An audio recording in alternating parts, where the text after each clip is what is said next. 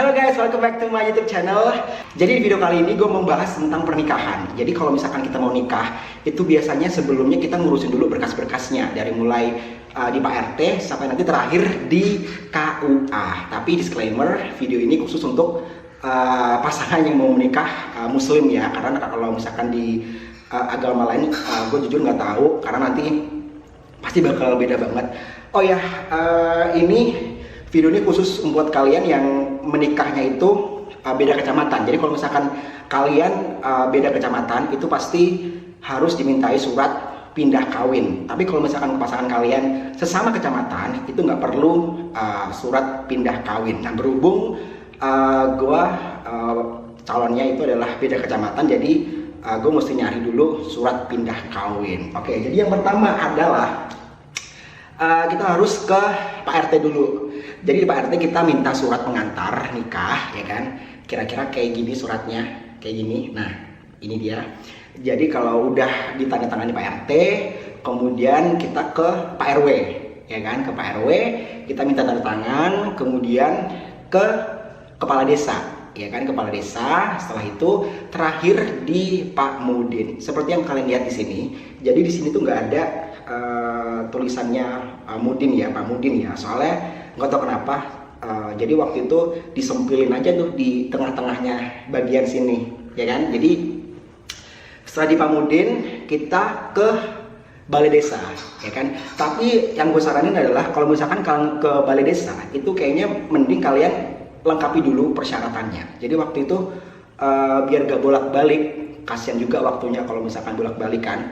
Jadi waktu itu kebetulan teman gue ada kerja di balai desa. Jadi gue tanya sama dia kira-kira persyaratannya apa aja kalau mau ngurus surat nikah. Persyaratannya yaitu fotokopi KK, KTP, ijazah, akte kelahiran, ya kan? Sama juga foto 2x3, 3x4, sama 4x6.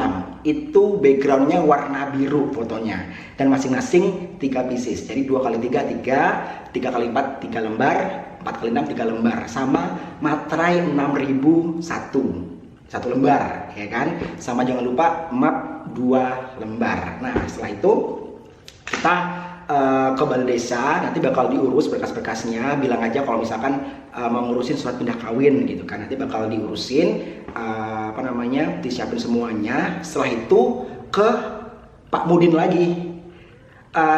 Ini sebenarnya yang gue bingungin, ini tuh opsional atau enggak? Soalnya waktu itu teman gue tanya kalau misalkan dia nggak perlu ke Pak Mudin lagi setelah ke balai desa, jadi langsung ke ke puskesmas gitu.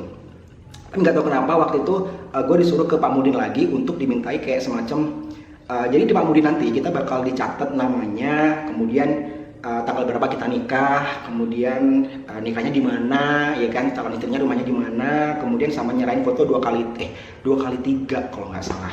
Nah itu setelah ke Pak Mudin selesai, baru kita ngurusin ke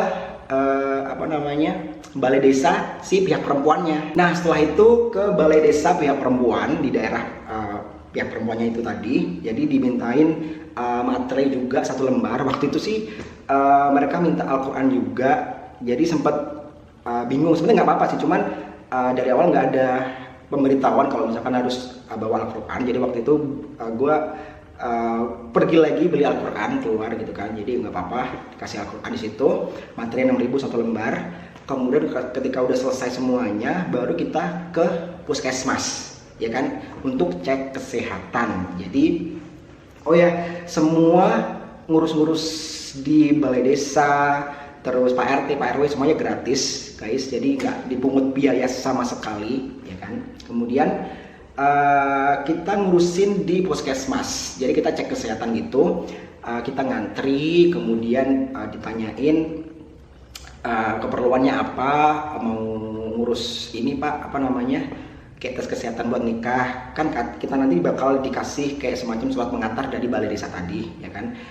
Waktu itu kita di puskesmas tes darah, tinggi badan, kemudian berat badan juga, segala macam. Setelah itu baru kita kayak ada ruangan gitu buat diperiksa lagi berkas-berkasnya. Kemudian setelah itu mall sehat, mall kesehatan kalau nggak salah namanya, itu kita bayar 20.000 untuk biaya administrasinya. Setelah itu dicatat segala macam, kita pergi ke laboratorium untuk dicek HIV, ya kan, HIV/AIDS, disuntik bagian sini, ya kan, waktu itu udah bagian kayak di lengan gitu di sini, semua ya, cowok sama ceweknya, semua pasangan pengantinnya disuntik bagian sini. Kemudian setelah itu kita nunggu beberapa menit gitu untuk keluar hasilnya, nungguin keluar hasilnya, ya kan. Tapi waktu itu gue tanya sama calon istri gue kalau misalkan dia juga dites urin, itu sih untuk pihak ceweknya ya, pihak perempuannya. Tapi kalau waktu itu gue nggak dicek kayak gitu, cuma sekedar disuntik ini aja. Setelah itu beberapa menit kemudian hasil tesnya keluar, alhamdulillah negatif. Ya kali positif, jangan sampai negatif, alhamdulillah. Setelah itu kita balik lagi ke mall kesehatan tadi itu di daerah puskesmasnya itu, kemudian nyerahin berkas dari lab tadi, segala macam. Nanti kita dikasih kayak surat pengantar gitu untuk dibawa ke kecamatan si pihak perempuannya, ya kan, kecamatan. Di situ kita kayak nemuin salah satu orang yang ngurusin emang pernikahan gitu. Jadi di situ kita kayak daftar, terus nikahnya tanggal berapa, kemudian dikasih tahu kayak semacam pendidikan sebelum nikah gitu, pranikah gitu. Nikah tuh gini, nanti bakal gini. Nah setelah kayak gitu baru terakhir ke KUA, ya kan. Jadi ke KUA itu kita pastikan semua berkas itu lengkap, nggak ada yang kurang sama sekali. Jadi kita biar nggak bolak-balik, itu yang penting. Kemudian kalau mau kita ke KUA itu harus bawa wali si perempuannya, ya kan, orang tuanya, laki-laki, ya kan. Soalnya waktu itu nggak ada, lagi-lagi nggak ada pemberitahuan juga. Akhirnya waktu itu nelpon banget mendadak walinya, soalnya pas kerja juga kan. Untungnya pas libur akhirnya bisa datang ke situ untuk tanda tangan berkasnya itu. Nanti kalau udah di KUA segala macam, kita dicek dulu berkasnya sama pihak mereka, ditanyain kan nanti mas kawinnya apa, nikahnya itu fixnya tanggal berapa, segala macam. Nah kalau dari itu nanti setelah itu dirapa itu jadi sebenarnya kayak waktu di kecamatan sih, kayak semacam kayak edukasi sebelum nikah gitu, pranikah gitu. Jadi kayak dikasih gambaran kalau misalkan menikah tuh kayak gini, nanti kalau misalkan menikah pasti kita bakal ketemu sama orang lebih ganteng, lebih cantik, itu nggak boleh kayak gitu, nggak boleh tergoda. Kemudian kayak kita nyari pasangan nggak ada yang sempurna, harus menerima kekurangan segala macem kayak gitu.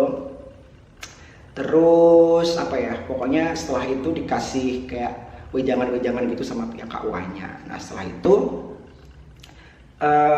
pas akad jangan lupa untuk bawa fotokopi saksi, ya kan, masing-masing mempelai. Jadi pihak perempuan harus bawa fotokopi saksi satu, sama pihak laki-lakinya juga. Nah setelah itu semuanya beres, tinggal nungguin hari hanya. Jadi step-stepnya kayak gitu kira-kira, dari mulai Pak RT, Pak RW, Kepala Desa, Pak Mudin, kemudian ke Balai Desa lagi si pihak perempuannya, ke Puskesmas, terus tes HIV segala macem, ke kecamatan, baru terakhir di KUA.